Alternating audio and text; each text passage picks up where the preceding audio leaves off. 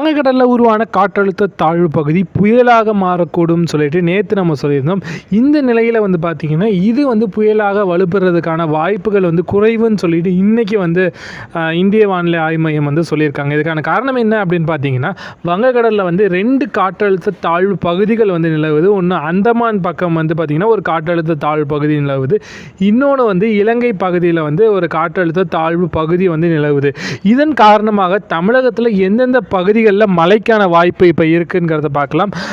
November 26ஆம் தேதியை பொறுத்த வரைக்கும் கன்னியாகுமரி, திருநெல்வேலி, தூத்துக்குடி, ராமநாதபுரம் மாவட்டங்களில் கனமழைக்கான வாய்ப்பு இருக்குது. நவம்பர் 27ஆம் தேதியை பொறுத்த வரைக்கும் தூத்துக்குடி, ராமநாதபுரம், புதுக்கோட்டை, தஞ்சாவூர், திருவாரூர், நாகப்பட்டினம் மாவட்டங்களில் கனமழைக்கான வாய்ப்பு இருக்குது. நவம்பர் 29ஆம் தேதி மிக கனமழையை பொறுத்த வரைக்கும் சென்னை, திருவள்ளூர், காஞ்சிபுரம், செங்கல்பட்டு, விழுப்புரம், புதுச்சேரி, கடலூர், மயிலாடுதுறை, காரைக்கால், நாகப்பட்டினம், திருவாரூர், புதுக்கோட்டை, தஞ்சாவூர் மாவட்டங்களில் மிக கனமழைக்கான ஆரஞ்சு அலர்ட் கொடுத்துருக்காங்க.